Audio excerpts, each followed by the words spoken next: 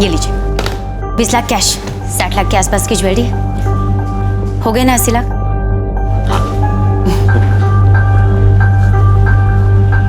जी, लेकिन ये सब हुआ कैसे? ठीक है, मैं समझ रहा हूँ। मैं वहां फौरन पहुंचने की कोशिश करता हूँ। जी जी जी, आप परेशान मत होइए, ठीक है? क्या हो गया? तब उसमें एक प्रॉब्लम हो गई है। दरअसल दिल्ली में मेरे बचपन का दोस्त है, उसे हार्ट अटैक आया है और उसके माँ बाप बहुत परेशान है। उन्हें समझ में नहीं आ रहा क्या करना है। मेरा वहां पहुंचना बहुत जरूरी है। अच्छा, फिर इसे मुंबई कैसे पहुंचाएंगे? वही एक प्रॉब्लम है। चलो, मैं ब्रोकर से कह दूंगा कि 1-2 दिन की मोहलत दे दे मुझे, फिर बैंगलोर आकर ये पैसे ले जाऊंगा। ठीक है। तब तुम फिक्र मत करो, मैं 2 दिन में वापस आ जाऊंगा। अगर ये इमरजेंसी ना होती ना तो मैं कभी नहीं जाता। जी ठीक है। अच्छा चलो, मैं तुम्हें टैक्सी तक छोड़ देता हूँ। लाओ। जी।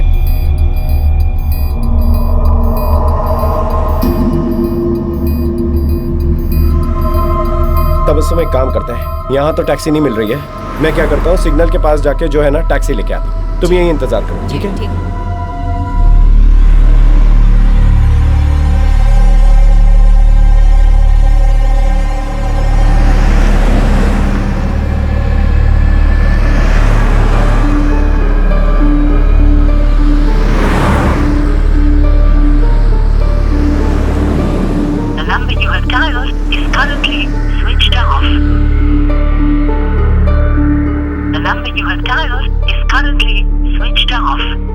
अम्मी, कुछ बताया दिल्ली में कहाँ गए? नहीं बेटा, वो भी काफी टेंस थे, मैं भी। उसके बाद मैं टैक्सी लेने गया और पता नहीं क्या हुआ, फोन भी नहीं लग रहा है। अच्छा, वो होटल जिसमें वो ठहरे थे? कृष्णा नाम बताया था उन्होंने। मैं एक काम करता हूँ, मैं जाके चेक कर लेता हूँ। ठीक है बेटा, देख कर आओ।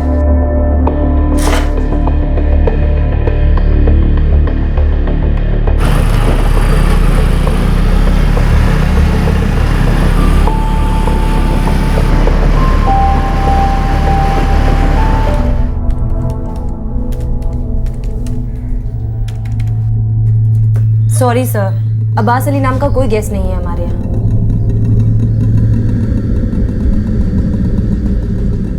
The number you have dialed is अम्मी, अभी भी फोन बंद आ रहा है।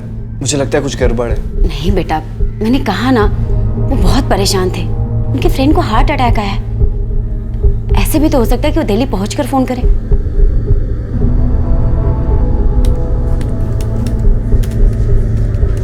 आपके द्वारा डायल किया गया नंबर फिलहाल स्विच्ड ऑफ है।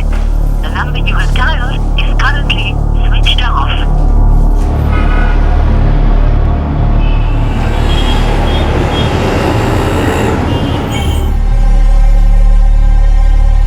अम्मी, मुझे सच में लगता है कि हमें पुलिस के पास जाना चाहिए। नहीं बेटा, ऐसा भी तो हो सकता है ना कि वो कहीं फंस गए हो, मोबाइल की बैटरी डिस्चार्ज हो गई हो, चार्ज नहीं कर पा रहे हो। नहीं अम्मी, मुझे सच में लग रहा है कि उसने आपको धोखा दिया है, बेवकूफ बनाया आपको। अम्मी, हमें अभी पुलिस के पास लेना चाहिए। कहीं ऐसा ना हो कि हमारी पहुंच से बहुत दूर निकल जाए।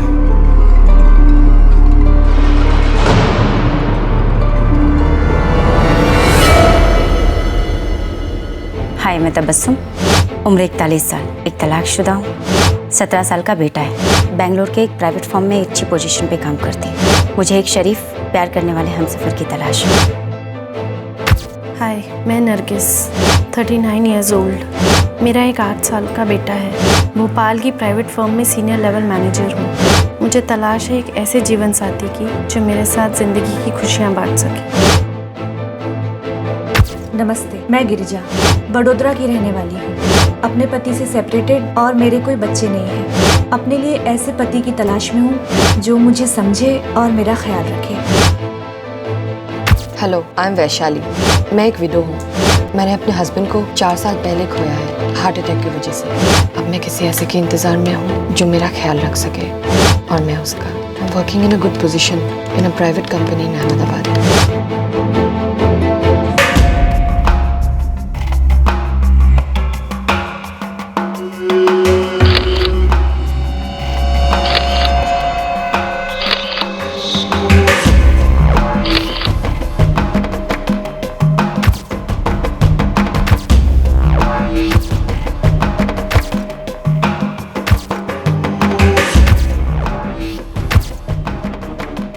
हर इंसान का सपना होता है एक खुशनुमा साथी पाना। लोग जी जान से इस सपने को पूरा करना चाहते हैं, एक बेहतर जीवन साथी पाना चाहते हैं। लेकिन कुछ लोग ऐसे भी हैं जिन्होंने इसे धोखाधड़ी और बेईमानी का धंधा बना लिया है। इंटरनेट के वर्चुअल वर्ल्ड में सभी से उनकी आइडेंटिटी, उनकी पहचान मांगी जरूर जाती है, लेकिन अफसोस कि उसकी सच्चाई को जांचने का कोई तरीका उनके पास नहीं है। वैसे तो आमने सामने भी लोग अपनी पहचान के बारे में झूठ बोलते हैं और अक्सर अपने इरादों में कामयाब भी हो जाते हैं। ये एक दस्तक है कि बिना जांच की ऑनलाइन आइडेंटिटी, एक झूठी पहचान क्या क्या फ्रॉड्स कर सकती है। 20 लाख कैश और 60 लाख की ज्वेलरी थी। इतनी सारी ज्वेलरी और कैश आपने कैसे शख्स के हवाले कर दिए जिसके फोन नंबर के अलावा आप कुछ नहीं जानती थी? सर, उसने अम्मी को बहला लिया था और अम्मी भी उसकी बातों में आ गई, उसे पसंद करने लगी थी। इस अब्बास अली के बारे में आप जो भी जानते हैं डिटेल में बताइए। सर, मेरी बहन के शौहर ने उसे 2 साल पहले ही छोड़ दिया था। ये बहुत अकेली पड़ गई थी, तो मैंने उसे कहा कि कुछ करो, कोई अच्छा सा इंसान ढूंढो और जिंदगी को आगे बढ़ाओ। तबस्सुम, तेरे पास अच्छी सी नौकरी है, सब कुछ है तेरे पास, क्या कमी है? तू सिर्फ 41 साल की है और तेरे आगे सारी जिंदगी पड़ी है। तू दोबारा शादी कर ले। ऐसे कैसे कर लूं शहनाज? सुलेमान 17 साल का हो गया, पता नहीं क्या सोचेगा। अरे वो 17 का है, यही तो अच्छी बात है। बड़ा है वो, समझेगा सब कुछ। अभी इस उम्र में अपने लिए शौहर तलाशना मुझे तो सोच के भी शर्म आती है। तबस्सुम, वक्त बदल चुका है, करना क्या है? किसी भी मैट्रिमोनी साइट पे अपनी प्रोफाइल डाल दो, हो गया, सिंपल। अच्छा चल ठीक है, तेरे लिए ये भी मैं कर दूंगी, तू सिर्फ हाँ बोल दे। फिर मैंने ही तबस्सुम की हेल्प की। मैंने इसका प्रोफाइल findmeamatch.com पे पोस्ट किया। तो इस अब्बास अली ने आपसे इस साइट के जरिए कांटेक्ट किया? जी, इसी साल सितंबर में।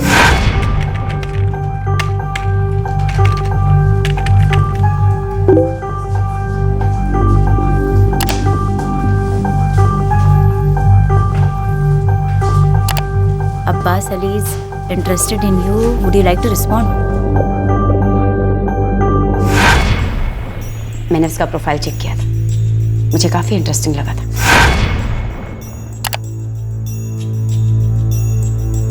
अब्बास अली, उम्र 40 साल, सिंगल, यूके में आईटी प्रोफेशनल, एक ऐसे जीवन साथी की तलाश में जो मुझ में इंटरेस्टेड हो, ना कि मेरे पैसों या स्टेटस में, जो मेरे साथ जिंदगी के खूबसूरत पल बिताना चाहती है।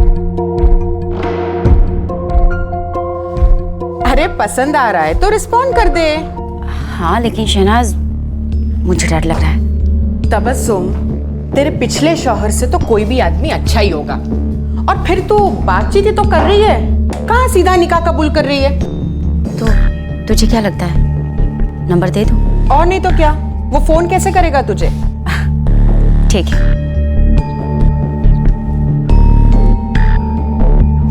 मुझे पहली बार बात करके तो ठीक ही लगा था, इसलिए मैं मिलने को राजी हो गई। पहली बार आप उसे कब और कहाँ मिली? बैंगलोर, सितंबर के सेकेंड वीक में मिलने आया था मुझसे। आप अकेले गई थी उससे मिलने? जी, पहली बार अकेले ही गई थी।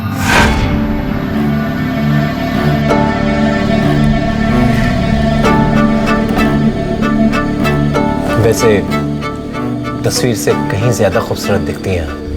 जी, शुक्रिया। चलिए अपने बारे में चंद चीजें बता देता हूँ आपको। दरअसल हम कानपुर के हैं। 10 साल पहले मेरे माँ बाप का इंतकाल हो गया, फिर 7 साल बाद मैं यूके शिफ्ट हो गया। वहाँ कोई गोरी नहीं मिली आपको?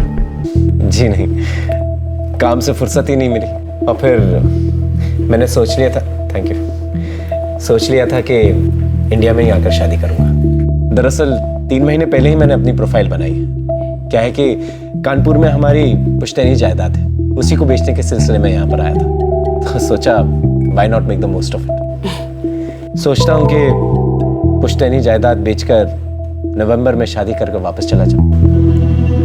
खुश हूँ आपसे मुलाकात हो गई, अब अकेले वापस नहीं जाना पड़ेगा।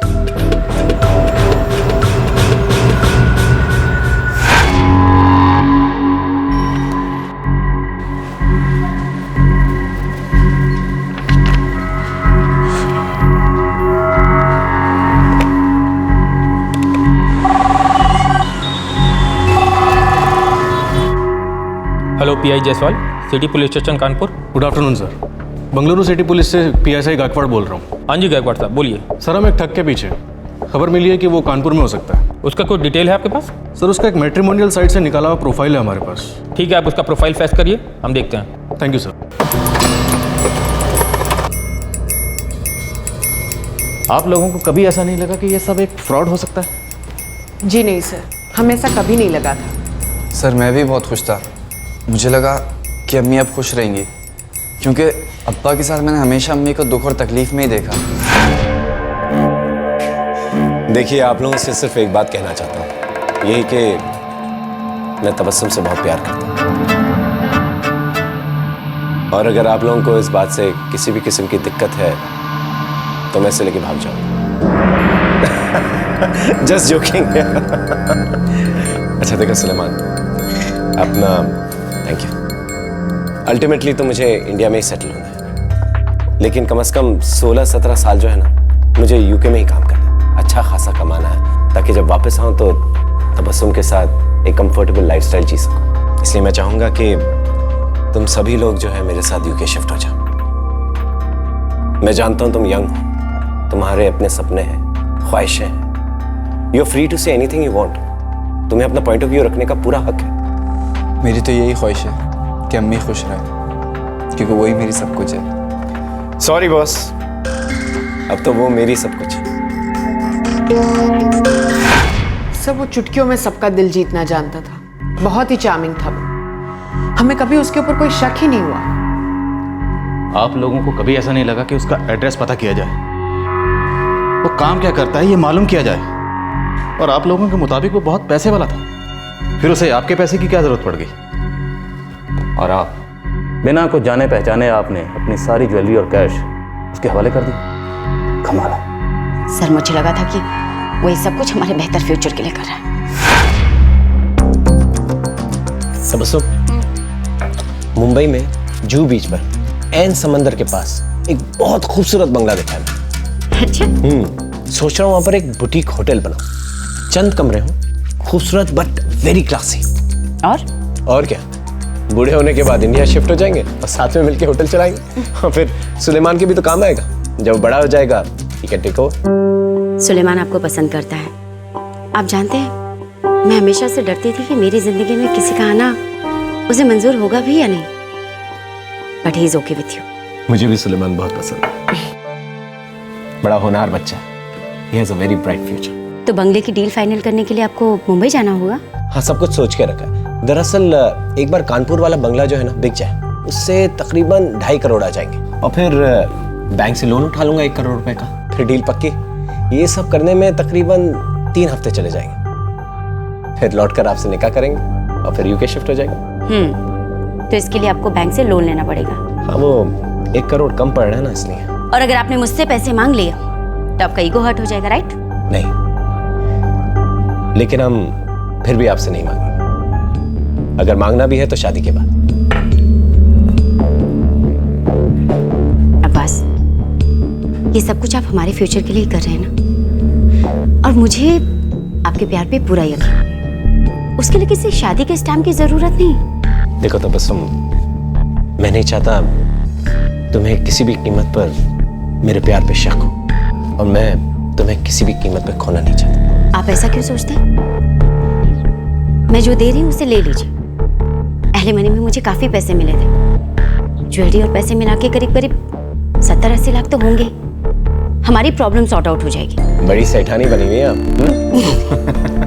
ये सब लेकर अगर मैं रफू चक्कर हो गया तो? हाँ, तो हो जाइए रफू चक्कर।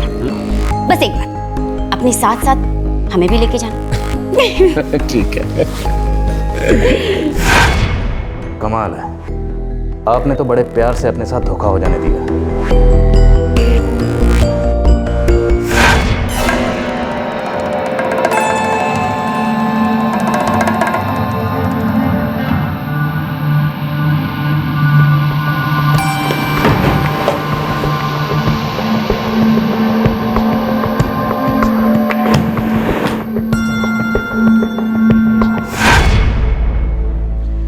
वो आपके दिल में अपने लिए इतनी मोहब्बत और यकीन पैदा करने में कामयाब हो गया कि आपका सारा कैश और ज्वेलरी लेकर भाग गए और आप कुछ नहीं कर पाए, सिर्फ देखती रह गई। सर, अब्बास जो सिम कार्ड यूज कर रहा था वो बेंगलुरु का ही है और उसका इस्तेमाल सिर्फ तबस्सुम से बात करने के लिए किया गया। तबस्सुम, आपने बताया कि जिस दिन आपने अब्बास को अपनी ज्वेलरी और कैश दिया था उस दिन उसे दिल्ली से कोई फ़ोन आया था? जी सर। उस दिन उसे दिल्ली से ऐसा कोई फ़ोन नहीं आया था। लेकिन ये सब हुआ कैसे? ठीक है, मैं समझ रहा हूँ, मैं वहाँ फौरन पहुँचने की कोशिश करता हूँ। उसने बड़े ही शातिर तरीके से आपसे धोखाधड़ी की है। सर, उसने हमें बेवकूफ़ बनाया, मेरी अम्मी के सीधेपन का फ़ायदा उठाया, हमारे सीधेपन का फ़ायदा उठाया। उसे सज़ा ज़रूर मिलनी चाहिए सर। मिलेगी, उसे सज़ा ज़रूर मिलेगी, बच नहीं पाएगा वो। लेकिन फिलहाल हमारे पास उसकी झूठी पहचान के अलावा कुछ नहीं है। झूठी पहचान, झूठा नाम, सब कुछ फेक।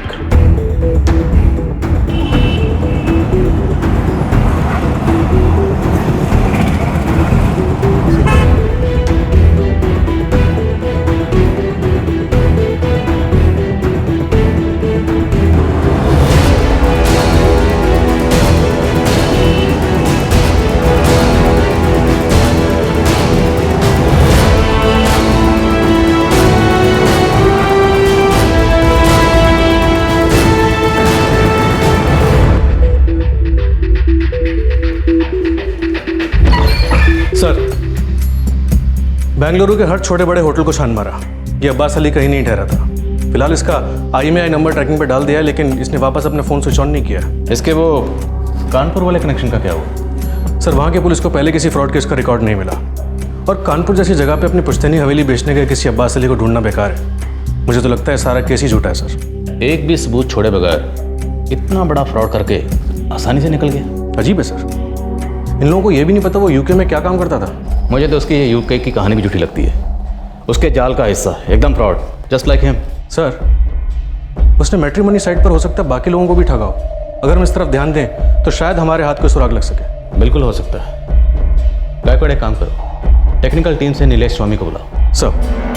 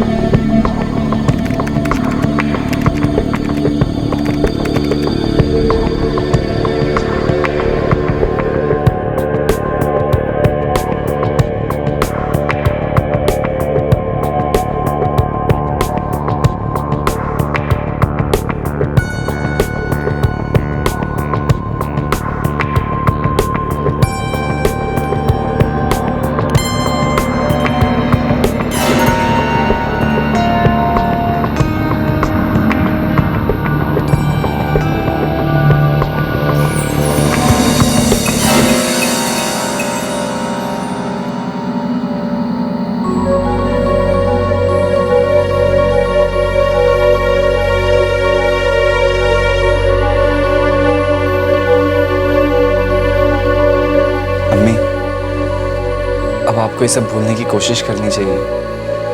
पुलिस अपना काम कर रही है, वो ढूंढ लेगी उसे। कितनी बड़ी बेवकूफ हूं मैं। Such a big emotional fool I am. नहीं अम्मी, ऐसा होता है और इसमें आपकी क्या गलती? आपने तो सब अच्छे के लिए किया था ना।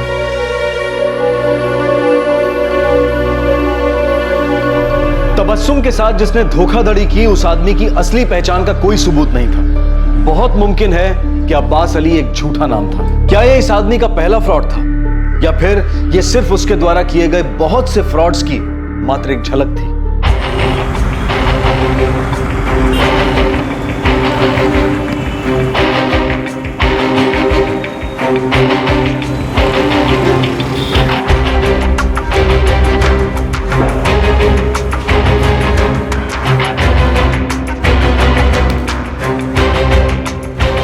नीलेश, हमें पूरा शक है कि इस आदमी ने बहुत सी औरतों को बेवकूफ बनाया होगा। शायद वो पहले कभी पकड़ा नहीं गया, तभी से फ्रॉड करने का और हौसला है।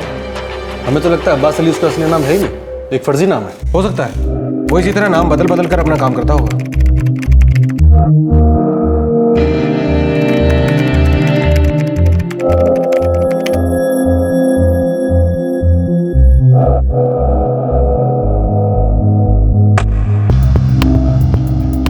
इसका प्रोफाइल तो डीएक्टिवेट कर दिया गया है 26 अक्टूबर 2012 को। कहाँ से किया गया?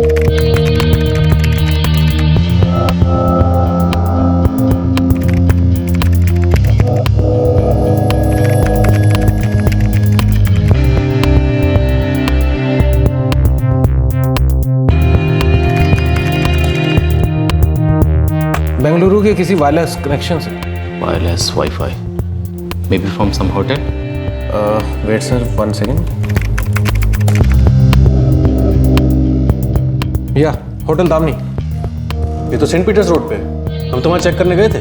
जरूर वो किसी और नाम से वहाँ रह रहा होगा, और हो सकता है उसने अपना हुलिया भी बदला हो। इस तरह शादी ठग अक्सर ऐसा करते हैं, नाम के साथ साथ अपना चेहरा मोहरा भी बदल लेते हैं। Nilesh, can you check for us कि इसने अपना नाम बदलकर या चेहरा बदलकर कोई और वेब प्रोफाइल बनाया? Let's try sir. सर मुझे लगता है ये अपने आप को कुछ इस तरह से पेश करता होगा। IT professional UK.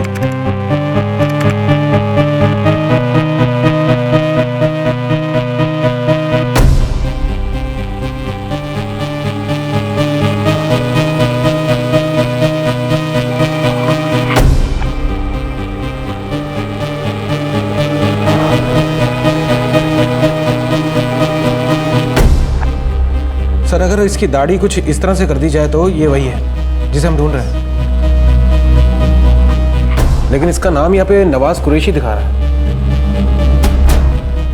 ये अकाउंट अभी एक्टिव है? नो सर, इसका प्रोफाइल फरवरी 2012 में बना और जून 2012 में डीएक्टिवेट हो गया। हो सकता है तब भी इसने कुछ ऐसा क्राइम किया हो और उसके बाद ये अकाउंट डीएक्टिवेट कर दिया हो। Maybe you are right. चलिए उस दौरान उसके किए गए कुछ इंटरेक्शन देखने की कोशिश करते हैं।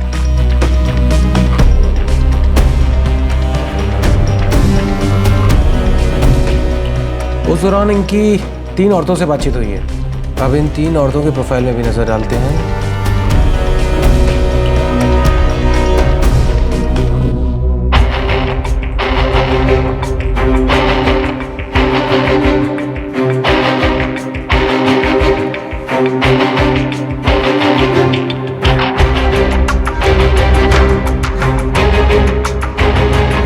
मेहरुनिसा, सोनिया एंड विशाली।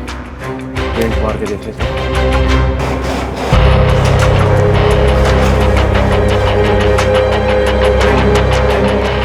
कोलकाता की मेहरुनिसा, अमृतसर की सोनिया और अहमदाबाद की वैशाली। सर इससे क्या हाथ लगेगा वो तो पता नहीं, लेकिन सर इस बात की पॉसिबिलिटी है कि इन तीनों के साथ इसने धोखाधड़ी की होगी। जो भी हो, लेकिन शायद इन तीनों के जरिए हमें उसका कोई क्लू मिल जाए।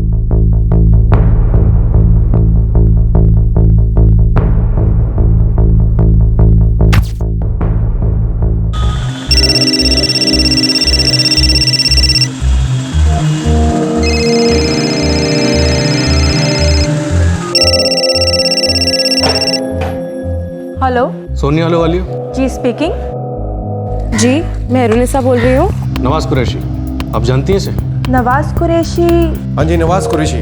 findme.com में आपने इनसे इंटरेक्ट किया था। हाँ याद आया, एक बार बात हुई थी शायद उससे। देखिए हम उसे ढूंढ रहे हैं। आपको कोई आइडिया है कि वो कहाँ का रहने वाला है, कहाँ होगा, ऐसी कोई जानकारी? मेरी बहुत थोड़ी सी बातचीत हुई थी। मुझे इंडिया से बाहर जाना नहीं था, तो मैंने सोचा बात बढ़ाकर क्या फ़ायदा। कि नवाज कुरैशी कहाँ का रहने वाला था? मुझे दिल्ली बताया था, बाकी मुझे पता नहीं। शायद लखनऊ या पता नहीं। देखिए मुझे ठीक से कुछ याद नहीं है। हमने बात तो करी थी 1-2 बार, पर हम कभी मिले नहीं थे। Thank you so much.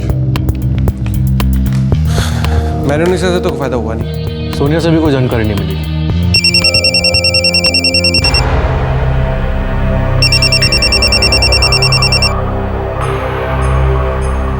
Hello, Vaishali Ganatra.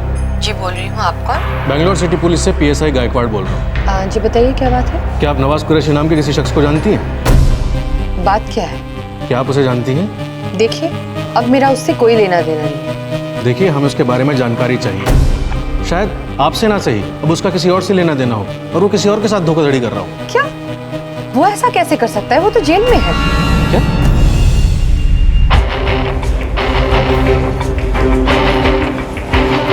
Sir, इस नवाज कुरैशी उर्फ अब्बास अली ने 2012 में वैशाली नाम की एक लड़की को ठीक इसी तरह से धोखा दिया था और उसका कहना है कि उसे गिरफ्तार करके जेल भेज दिया गया। कहाँ पर?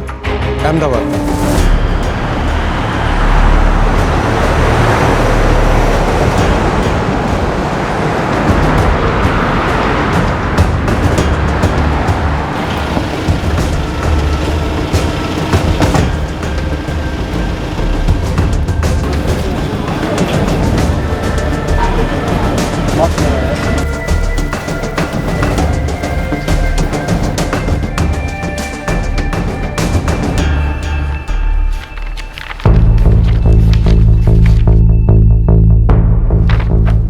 शख्स 29 जून को गिरफ्तार हुआ, 30 जून को इसे कोर्ट में पेश किया गया और फिर जुडिशियल कस्टडी में भेजा गया और 2 सितंबर को इसे बेल मिला।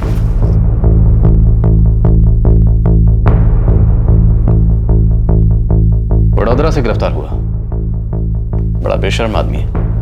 बेल मिलते ही फिर से धोखाधड़ी शुरू कर दी। सर, ये केस सिटी पुलिस के पास था? Yes, that's correct. हमें सिटी पुलिस और वैशाली से मिलना चाहिए। सर, मैं दोनों से बात कर चुका हूँ, हम चल के मिल सकते हैं। गायकवाड़, चिंता की बात यह है कि यह आदमी जेल जाता और बेल पर वापस आकर फिर से तबस्सुम के साथ दगाबाजी करता है। मतलब ये अपनी हरकतों से बाज नहीं आया, ये नहीं सुधरेगा।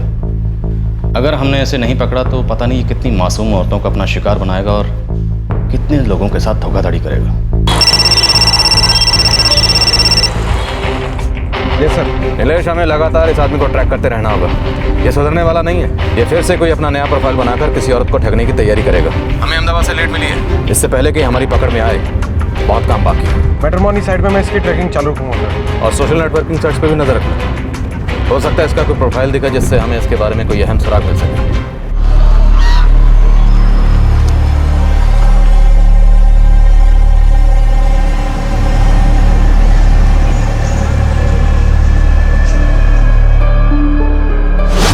मैं नरगिस, 39 ईयर्स ओल्ड। मेरा एक 8 साल का बेटा है। भोपाल की प्राइवेट फर्म में सीनियर लेवल मैनेजर हूँ। मुझे तलाश है एक ऐसे जीवन साथी की जो मेरे साथ जिंदगी की खुशियाँ बांट सके।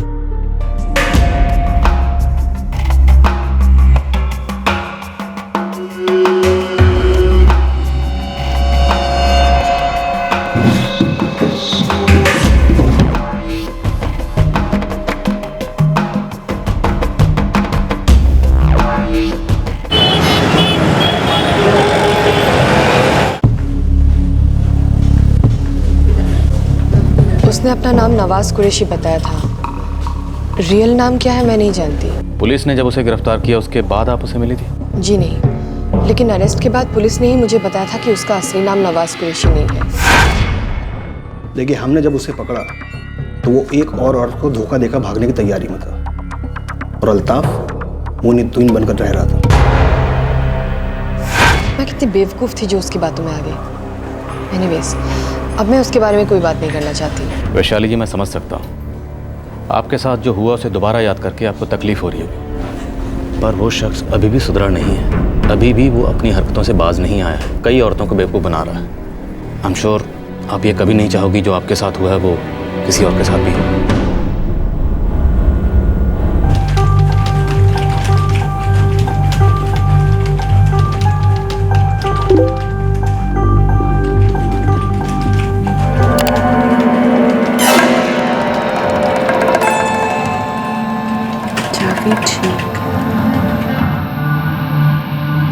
हाय, आई एम जावेद शेख। तस्वीर से कहीं ज्यादा खूबसूरत दिखती हैं आप नरगिस। नवाज कुरैशी ने findmeamatch.com में मेरा प्रोफाइल देख के मुझे कांटेक्ट किया था। कब की बात है ये? मई 2012। मैं भी आईटी सेक्टर में हूँ। अपना नंबर दो, maybe we can talk. हमने फिर फ़ोन पे बात की। फिर वो अहमदाबाद आया मुझसे मिलने। अच्छा लगा वो मुझे।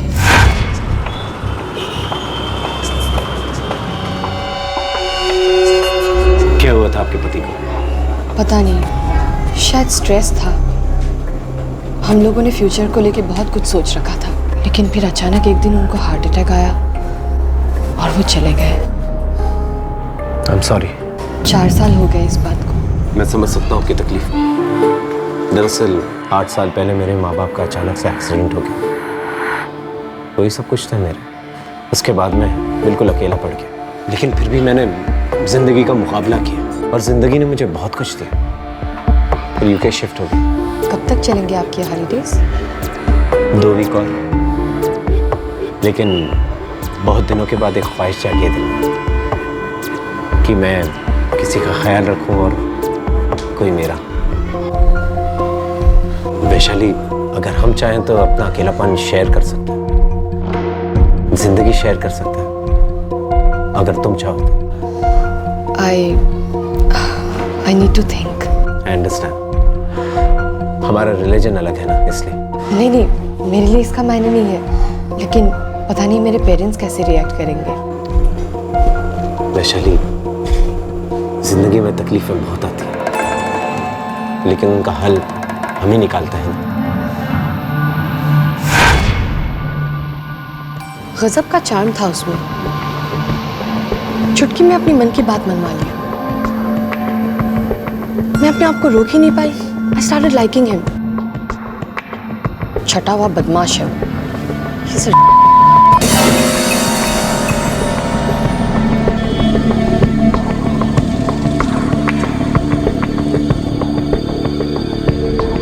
जावेद, आपका इंडिया आना कब हुआ? 2 वीक और। दरअसल यहाँ किसी खास की तलाश में आया, कोई ऐसा जो मेरा अकेलापन बांट सके। If everything goes okay, शादी करके यूके चला जाऊंगा अपनी बीवी के साथ। ओह, अच्छा। नरगिस, वुड यू माइंड अगर मैं भोपाल आकर आपसे आमने सामने मिलूं तो? नहीं, ऐसी कोई जबरदस्ती नहीं है कि आप मुझे इमीडिएटली पसंद करने लगे। आप बेशक मुझे रिजेक्ट भी कर सकती हैं। ऐसा भी तो हो सकता है कि हम एक दूसरे को पसंद करने लगे। शायद हमारी किस्मत में यही लिखा हो।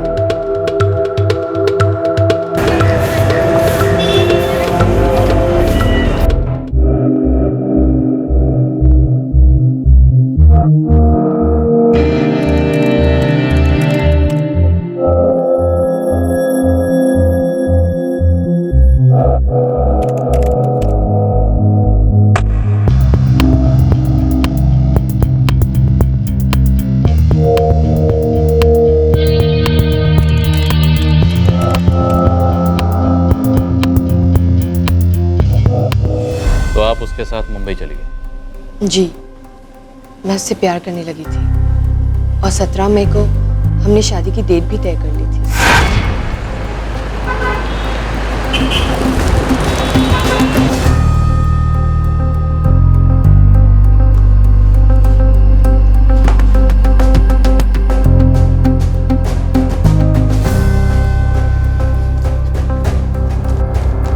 आप कल आकर अपना मैरिज सर्टिफिकेट ले जा सकते हैं। वो वकील कहाँ था?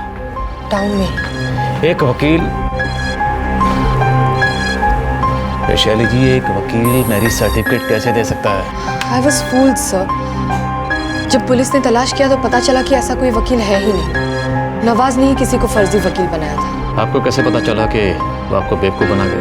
अगले दिन जब वो अचानक से गायब हो गया। आपके पैसे लेकर? हाँ सर, वो मेरे काफी सारे पैसे लेकर रफू चक्कर हो गया। आपने कहा था मुझे, हाँ लेकिन आपने तो कहा था ना कि ठीक है, आप समझ ले, आप एक दिन की तो मोहलत दीजिए मुझे।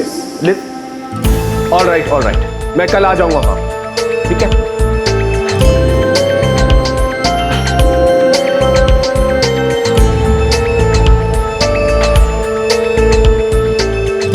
क्या हुआ? ऐसी कोई खास बात? बताओ ना, मैं तुम्हारी वाइफ हूँ अब। वैशाली, मैंने हम दोनों के लिए एक फ्लैट बुक किया था मुंबई। 50 लाख रुपए एडवांस भी दे चुका, लेकिन अब वो ब्रोकर कह रहा है कि जब तक मैं पार्किंग लॉट के पैसे नहीं देता तब तक वो रजिस्ट्रेशन नहीं देगा। तुमने हमारे लिए फ्लैट बुक करा है? यस स्वीटहार्ट, मैंने सोचा एक अच्छा इन्वेस्टमेंट है, फ्यूचर के लिए अच्छा होगा। जब हम यूके से रिटायर होकर आएंगे तो वहीं मुंबई में सेटल हो जाएंगे और अच्छा खासा इनकम भी आता रहेगा, हम किराए पे चढ़ा देंगे। सोचा था कि अहमदाबाद जाकर तुम्हारे पेरेंट्स से मिलेंगे, उन्हें अपने बारे में बताएंगे, ये ब्रोकर भी ना सब काम गड़बड़ कर दिया। अब जब तक अब पार्किंग लॉट नहीं खरीदूंगा तब तक रजिस्ट्रेशन नहीं मिलेगा मुझे। कितने रुपए चाहिए? तकरीबन 3 लाख। तुम बैंक से विड्रॉ नहीं कर सकते? 1 लाख रुपए है मेरे पास, उससे ज्यादा निकाल नहीं सकता, एनआरआई हूं ना।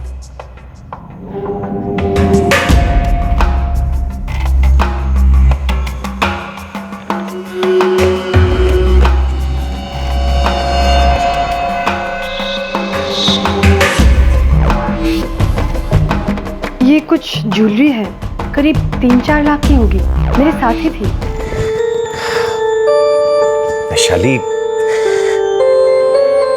वैशाली मैं ये नहीं ले सकता, और कहां बेचता फिरूंगा मैं इसे? बस कहीं से कैश मिल जाए मुझे, मैं यूके जाते ही लौटा दूंगा। मेरे अकाउंट में 1 लाख रुपए है। Can you do that please? अगर ऐसा हो जाएगा तो अच्छा होगा, और वापसी की टिकट मैं एजेंट से करवा लूंगा। अब उसके लिए तो कैश भी नहीं लगता। श्योर नवाज, मैं जरूर निकाल दूंगी।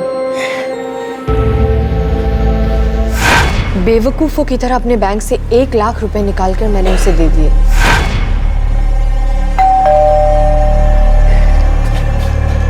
Thank you.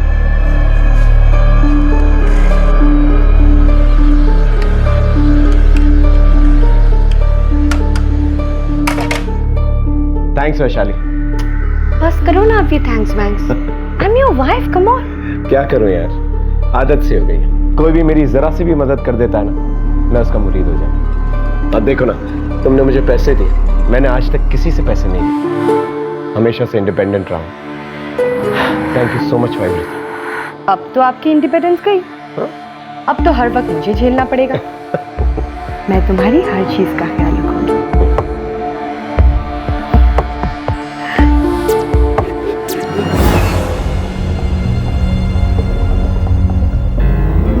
उसने कॉफी में कुछ नशीला डाला था, मुझे नींद आ गई और वो मुझे बलि का बकरा बना के अपना काम करके चंपत हो गया।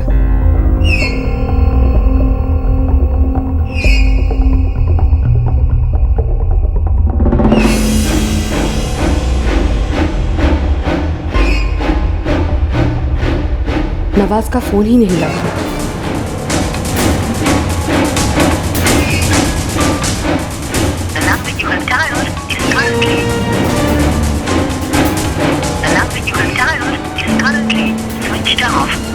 बहुत टाइम तक लगातार उसका फोन अनरीचेबल आता रहा, तब मुझे डाउट होने लगा।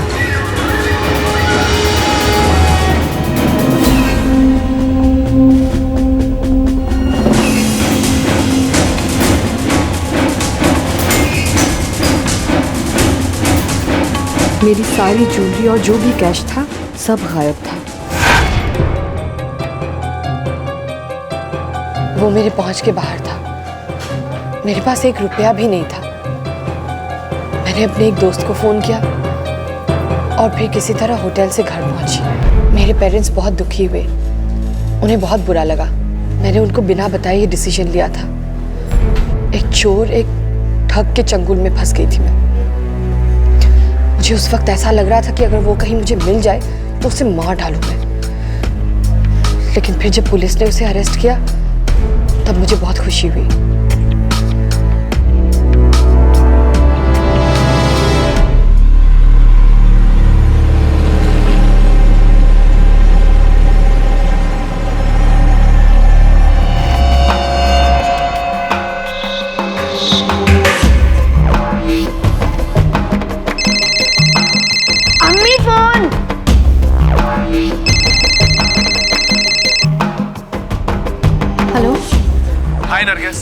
जावेद शेख।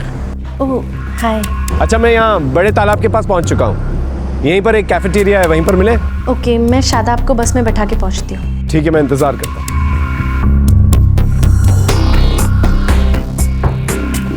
रिक्शा।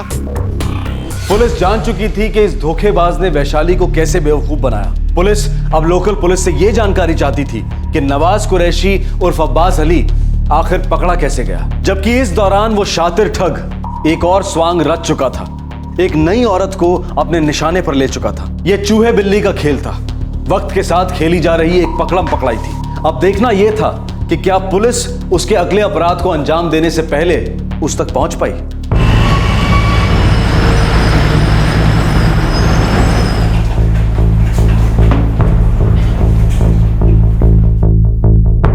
ये आदमी उस वक्त नवाज नाम का इस्तेमाल कर रहा था।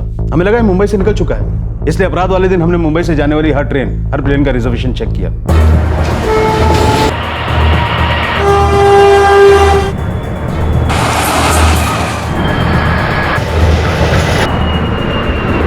जैसा कि हमारा अंदाजा था, ये आदमी बड़ा ही शातिर है। इसने जाने का प्लान पहले से बना रखा था। हमें पता चला कि नवाब हसन नाम से मुंबई वडोदरा दिल्ली फ्लाइट में एक रिजर्वेशन था।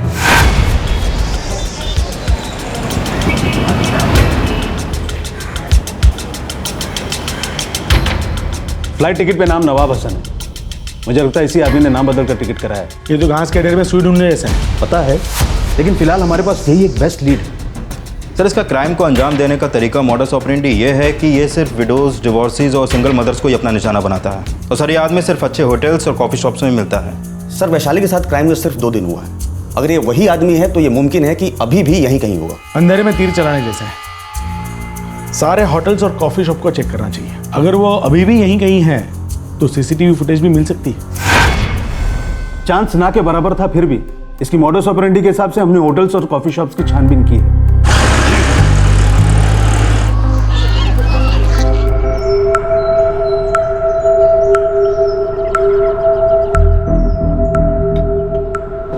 हाय नरगिस, आइए बैठिए।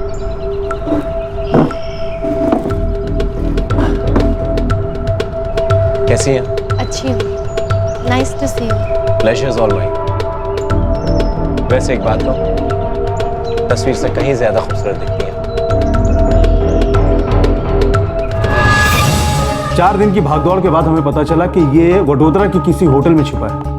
आखिर ये हमारे हाथ लगी गया।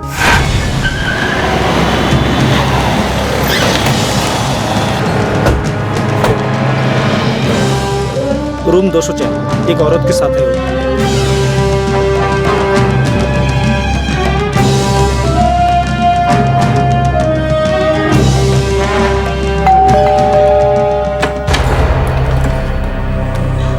यस। आज क्या नाम है तुम्हारा? What do you mean? बोला ने। अरे सर,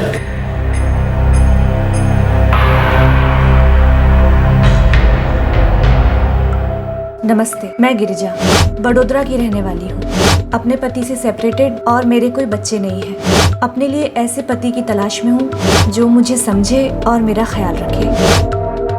क्या हुआ इंस्पेक्टर साहब, बात क्या है?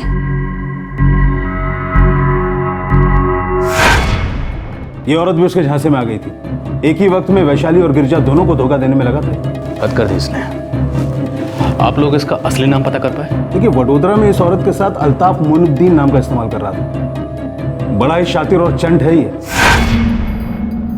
सर, मेरा यकीन मानिए सर, मैं वैशाली से मिलना चाहता था, लेकिन एक अर्जेंट काम आ गया, इसलिए मुझे वहां जाना पड़ा। और मैं वापस गया भी था, लेकिन वो जा चुकी थी। तेरा असली नाम क्या है? मजहर सईद। सच में तेरा यही नाम है असली? सर, मैं आपसे झूठ क्यों बोलूंगा? राजा हरिश्चंद्र की औलाद है, झूठ नहीं बोलता। वैशाली से तो झूठ बोला था ना? No sir, I didn't lie to her. मैंने बस अपना नाम बदल के बताया था। अपने आप को 30 मार कहां समझता है? नाम बदल बदल कर ऐसी औरतों को ठगता है जो सच्चे जीवन साथी की तलाश कर रही है। सर, मेरा इरादा किसी को चीट करने का नहीं होता सर। हाँ, लेकिन जब कमिटमेंट की बात आती है तो थोड़ा डर जाता हूं। वाह, कमिटमेंट से डर लगता है? औरतों को लूटते हुए डर नहीं लगता? कहां का रहने वाला है? दिल्ली। दिल्ली में कहां? मेन दिल्ली। मेरा कोई परमानेंट एड्रेस नहीं है। अगर सच सच नहीं बताया तो तेरा परमानेंट एड्रेस यहीं कर दूंगा। सर मेरा यकीन मानिए सर, मैं दिल्ली का ही हूँ। जब से मेरे माँ बाप का इंतकाल हुआ है उसके बाद मेरा कोई परमानेंट एड्रेस नहीं है। मैं इधर उधर भटकता रहता हूँ। और भोली भाली औरतों को ठगते फिरते हो, राइट? मैं बंदा स्मार्ट था, एजुकेटेड था, अच्छी इंग्लिश बोलता था, हैंडसम भी था। हमें लगा ये साइकोलॉजिकल केस है। इसका बैकग्राउंड क्या है, कुछ पता लगा पाया? बस वो अपना वही रिकॉर्ड बजाता था कि उसके पास कोई परमानेंट ठिकाना नहीं है, वही कहानी। फिर उसे जुडिशियल कस्टडी में भेज दिया गया। मामला कुछ आगे बढ़ता, उसके पहले तो उसे बेल भी मिल गई। तब से उसकी कोई खबर नहीं। बेल पर रिहा होने के बाद इस आदमी ने बेंगलुरु में तबस्सुम नाम की औरत को चुना लगाया। उसके सारे गहने और कैश लेकर बैंक के पास से रफू चेक करोगे। तबस्सुम एक काम करते हैं, यहाँ तो टैक्सी नहीं मिल रही है, मैं क्या करता हूँ सिग्नल के पास जाके जो है ना टैक्सी लेके आता हूँ। ठीक है?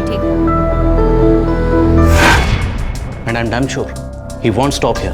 अभी भी लगा होगा अपनी हरकतों में। फिर से किसी औरत को अपना शिकार बनाने में। Is too smart. अच्छी तरह जानता है कि वेल सेटल्ड और इमोशनली वीक औरतों को कैसे फंसाना है। गलत शादी थी, नहीं चली। मैं समझ सकता हूँ नरगिस, बहुतों के साथ ऐसा हुआ है, लेकिन इसका ये मतलब तो नहीं कि हम शादी से ही नफरत करने लगे, है ना? सही कहा आपने। जावेद, आप यूके वापस जाएंगे क्या? हाँ, जाना तो है ही, लेकिन अब की बार सोच रहा हूँ अकेला आया हूँ, अकेला वापस नहीं जाऊँ। आपको पता है ना, मेरा 10 साल का बेटा है। शादाब नाम है ना उसका, बड़ा प्यारा नाम, आपने बताया था। टूट गई थी मैं। पिछले 3 सालों में जिंदगी को संभाला है मैंने। किसी भी नए रिश्ते में जुड़ने से डर लगता है।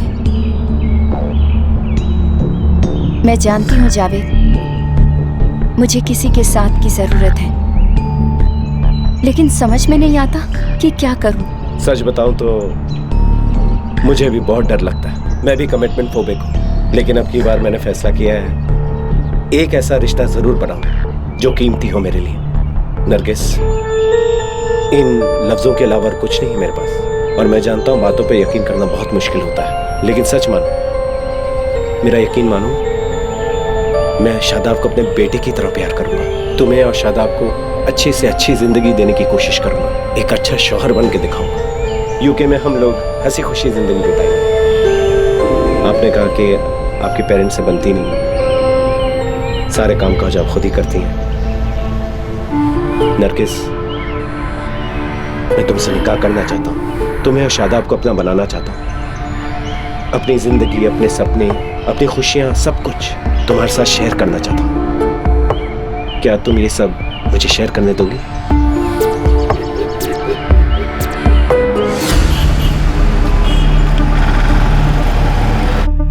किसी भी साइट्स में मदर सईद के नाम से कोई इन्फॉर्मेशन नहीं मिली। मुझे तो लगता है शायद ये नाम भी फर्जी है। नीलेश, हम मुंबई जा रहे हैं, इसके बारे में कुछ खबर मिली है। अंधेरे कमरे में काजल के डिब्बे खोज रहे हैं, देखते हैं क्या हाथ लगता है। मैं सभी साइट्स पे नजर रखता हूँ। मेरे ख्याल से अब ये ज्यादा समय तक चुप नहीं बैठने वाले। अगर मैं गलत नहीं हूँ तो ये अभी भी अपनी करतूतों में लगा होगा। I am sure sir. Sir, Mumbai police को भी मजहर सईद की खबर भेज दी है। हो सकता है वहाँ इसकी कोई हिस्ट्री निकला है। Let's hope so.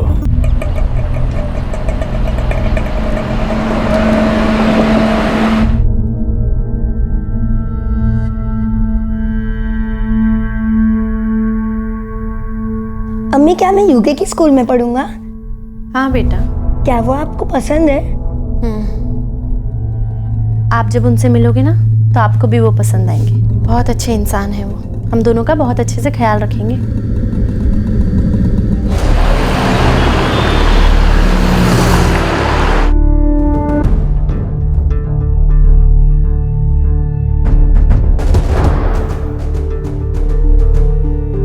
हमने हर धोखेबाज और हिस्ट्री शीटर्स की फाइल चेक की, उसके बाद हमें ये मिला। मदर सही, तो ये है इसका असली नाम। एक लूट के केस में पकड़ा था इसे। अपने ही घर में लूट? अपने माँ बाप के गहने और पैसे चुराए थे, गहने बाद में बेच दिए थे। मतलब इसके माँ बाप हैं और पता ठिकाना भी है। 123/12 भवानी नगर चौर। बाद में इसे छोड़ दिया था क्योंकि माँ बाप ने शिकायत वापस ली थी। गायतोड़ने साहब, अब इतनी दूर आई हैं तो एक बार चल के इसके घर पे चेक कर ही लेते हैं। चलिए।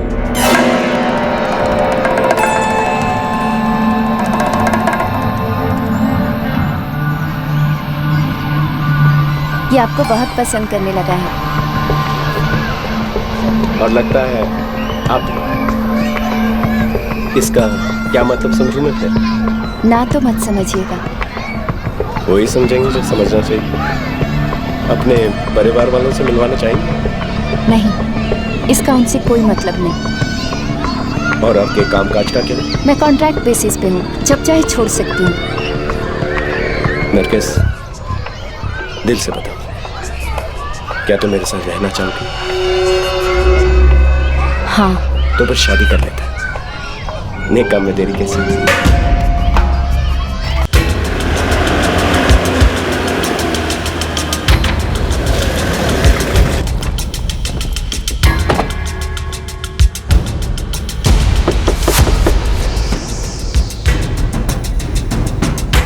जी? मर चुका है मजहर हमारे लिए। आपको मालूम है आपका बेटा बहुत सी औरतों को बेवकूफ बनाकर उन्हें ठग रहा है। पता नहीं सब किसकी नजर लग गई है उसे। पढ़ा लिखा होशियार लड़का है, उसे तो कोई भी लड़की मिल सकती है, आराम से जी सकता है, पर पता नहीं किन चक्करों में पड़ गया है वो। आपके बेटे ने बेंगलोर में एक औरत से धोखाधड़ी की है, उसकी सारी ज्वेलरी और कैश लूट कर भाग गया है। कहाँ है वो? देखिए 2008 से हमारा उसके साथ कोई ताल्लुक नहीं है, जब उसने घर में पैसे और गहने चोरी किए। हाँ साहब, कंप्यूटर अच्छा जानता था वो, चुराए हुए पैसे से उसने लैपटॉप खरीदा, लेकिन सब गलत काम किया उसने। देखिए हम आपकी तकलीफ समझते हैं, बेटा अगर गलत राह पर निकल जाता है तो माँ बाप पर क्या बीतती है हम समझ सकते हैं, पर फिलहाल हम उन औरतों की तकलीफ से परेशान हैं जिनको इसने बेवकूफ़ बनाया या बनाने वाला होगा। कुछ तो बताइए। नहीं साहब, उसका पता ठिकाना हमें बिल्कुल नहीं मालूम है। पिछले 5 साल हो गए उसने हमें फ़ोन तक नहीं किया। राव साहब, इसके माँ बाप का फ़ोन ट्रैकिंग पर डाल देता हूँ और 24 घंटे इसके घर के बाहर एक आदमी निगरानी के लिए रख देता हूँ। ये बहुत शातिर आदमी है, पता नहीं अपने घर वालों से कांटेक्ट करेगा भी या नहीं करेगा। इसके घर आकर भी इसके बारे में कुछ ज़्यादा पता नहीं चला। लेट्स सी कब पकड़ में आता है। हाथ में तो आएगा ही राव साहब, ये लोग हमेशा चकमा नहीं दे सकते, भाग भाग कर कितना भागेगा, कभी ना कभी तो पकड़ में आ ही जाएगा। राइट। धोखेबाज के घर पहुंचने के बाद भी वो गिरफ्त में नहीं आ सका। क्या ये शख्स अपने कारनामों को अंजाम देता रहेगा या पुलिस उसे कभी खोज भी पाएगी?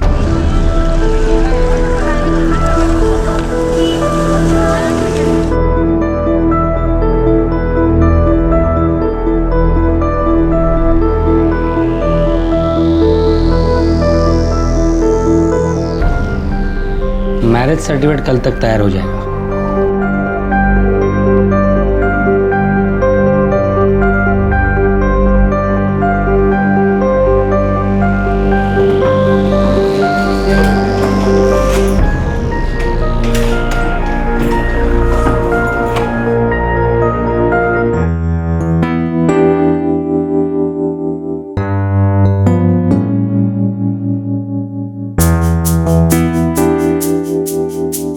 कल मैरिज सर्टिफिकेट मिलते ही हम लोग मुंबई के लिए रवाना हो जाएंगे। वीजा भी तो बनवाना है ना, और फिर अपनी बहन से भी तो मिलवाना है तुम्हें। फिर यूके कब जाना होगा?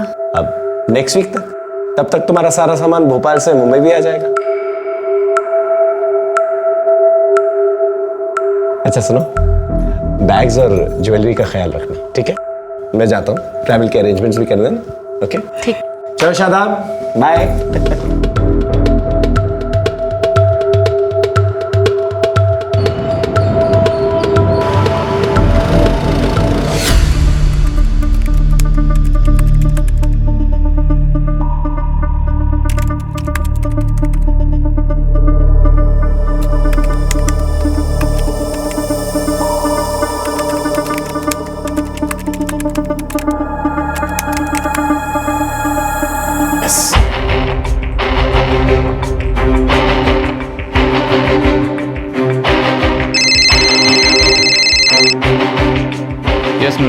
सर मछली जाल में फंस गई है, मिल गया वो।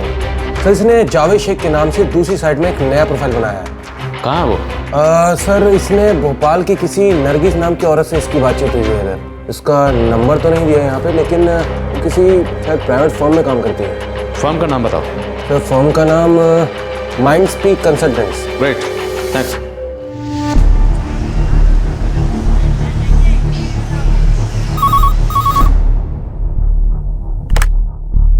Mind speak consultants. Pi Keshavrao बोल रहा हूँ बेंगलोर पुलिस से। आपके यहाँ काम करने वाली मिस नरगिस से बात करना चाहता हूँ। या just a minute sir. Sir Nargis एक वीक पहले काम छोड़ के जा चुकी है। मतलब? सर नरगिस ने नौकरी छोड़ दी है। पता चला है कि वो भोपाल के बाहर कहीं शिफ्ट होने वाली थी, कहाँ ये पता नहीं सर। आपके ऑफिस में किसी को आइडिया है कि वो कहाँ गई है? सर मैंने भी उसके डिपार्टमेंट से पता लगाया, पर उसने किसी को कुछ नहीं बताया। Can I have her number please? या श्योर सर। Yes please. 444-987-679। लगता है वो फिर से लग गया अपने नए फ्रॉड की तलाश में। इस नरगिस के नंबर को ट्रैकिंग पे डालो।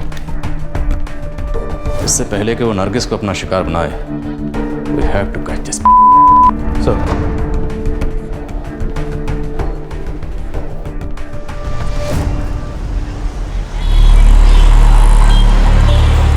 मुंबई रवाना हो जाएंगे। कल रात के लिए मैंने टैक्सी भी बुक करा रखी है।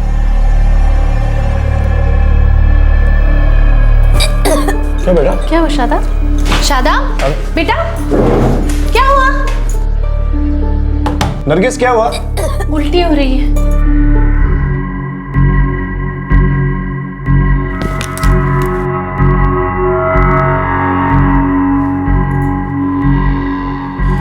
लगता है फूड पॉइजनिंग हुई है जी। आप लोग ओरल रिहाइड्रेशन करते रहिए, ORS नमक और चीनी मिलाकर इसे देती रहिए जी। फिक्र करने की कोई बात नहीं है, ठीक हो जाएगा। आइए मैं आपको बाहर छोड़ देता हूँ।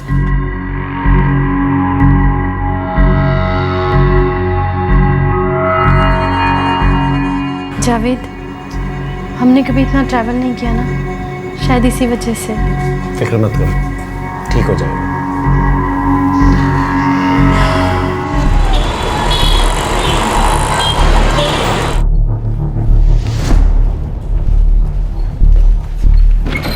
सर, नरगिस का फ़ोन डिस्कनेक्ट हो गया, लेकिन उसकी रिसेंट कॉल डिटेल्स मिल गई हैं। 44476567 इस नंबर से लगातार कॉल्स की गई हैं।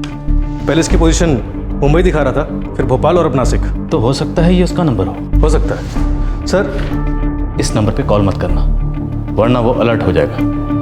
बस लगातार इस नंबर को ट्रैकिंग पे रखो, नजर रखो उसकी हर मोमेंट पे, कब कहाँ जा रहा है। देखता हूँ कब तक बचता है।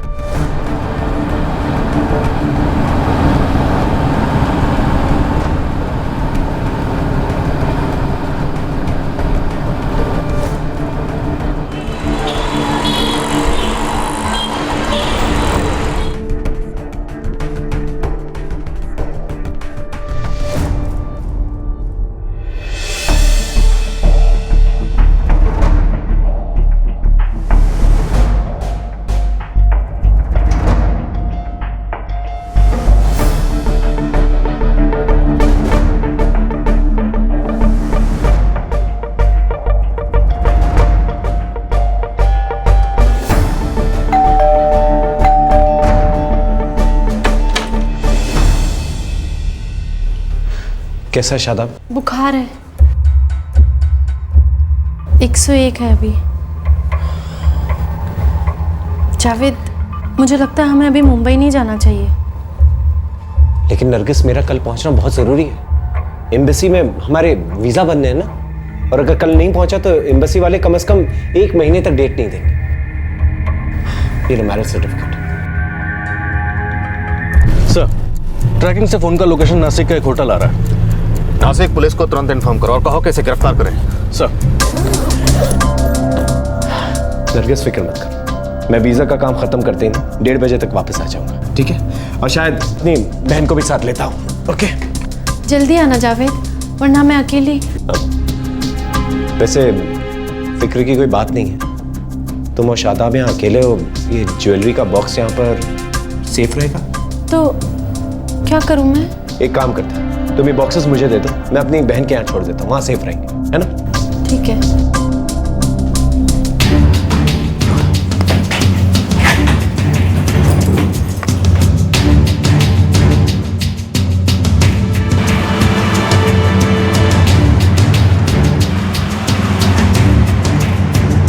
लेफ्ट टर्न लो, मार्केट में है।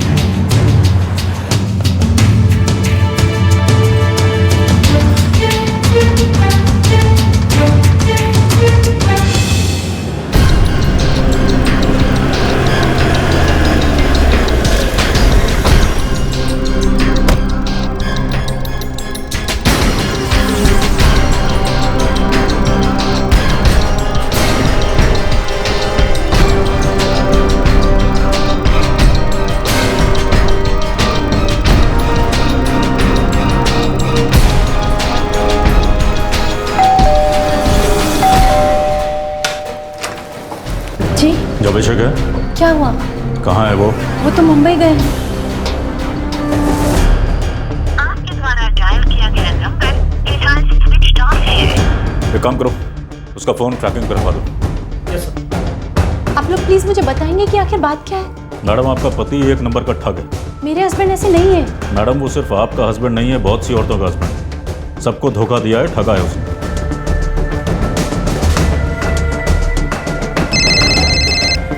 हामेश, सर, ये आदमी तो हाथ में आकर भी फिसल गया। वो इस औरत की ज्वेलरी लेकर भी फूट लिया। डैम इट, ऐसे कैसे निकल गया? और अब फोन बंद हो रहा है सर। आप railway station, bus stand, taxi stand सब जगह चेक करिए, किसी न किसी तरह से निकला होगा ना। जी सर।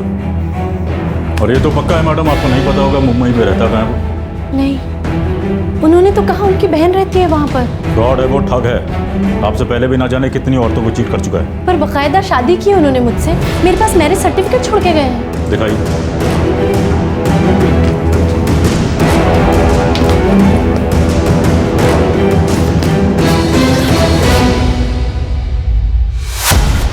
यहाँ एक वकील से बनवाया है। वकील भी फर्जी ही होगा उसकी तरह। मैडम आप पढ़ी लिखी हैं, आपको ये नहीं पता है कि मैरिज सर्टिफिकेट यूं वकीलों के पास नहीं बनते हैं। जवान देखो, चेक करो। हर टैक्सी स्टैंड, हर बस स्टैंड, रेलवे स्टेशन, सब जगह जाकर चेक करो। हर हालत में वो आदमी हमें चाहिए। हो सही।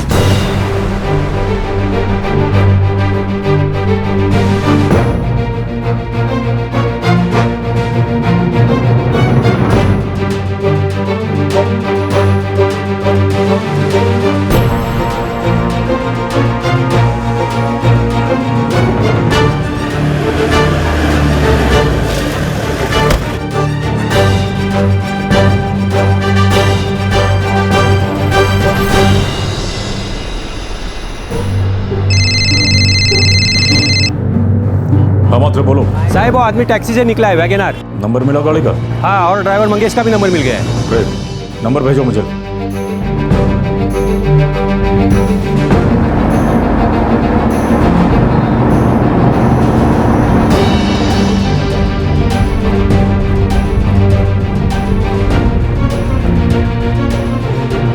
गायतोंडे, वो बच के नहीं निकलना चाहिए, सब वहीं धर दबोचे। आप टेंशन मत लीजिए राव सर, आज रात के पहले वो आपकी कस्टडी में होगा।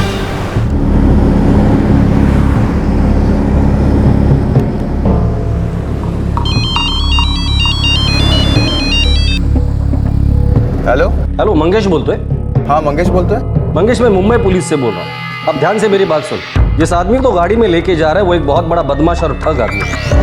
साहब, ये साहब मत बोल, उसे शक हो सकता है। अब तू वही करेगा जो मैं तुझे कहूंगा, समझे? ठीक है। अच्छा मुझे बता, इस वक्त तू कहाँ है? मैं ये इगतपुरी रोड की तरफ हूँ। अच्छा एक काम करो, इगतपुरी हाईवे के पास कोई भी ढाबा या होटल देकर गाड़ी खड़ी कर देना। कोई भी बहाना बना देना, गाड़ी खराब हो गई या कुछ भी, और हमारे पहुंचने का वहां इंतजार करना, समझे? ठीक है।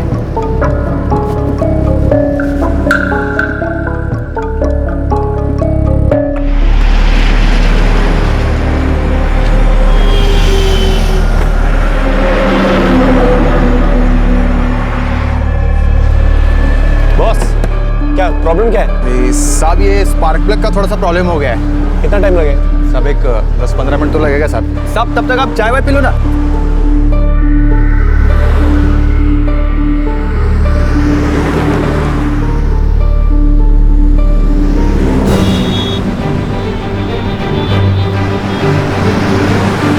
बॉस जल्दी करना यार।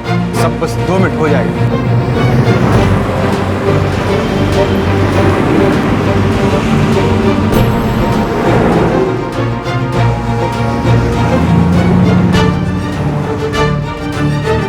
जावेद शेख,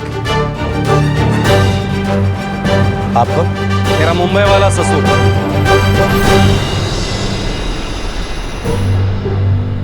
इस बार तेरा परमानेंट निगाह मैं करवाता हूं, वो भी सरकारी खर्चे से। चल।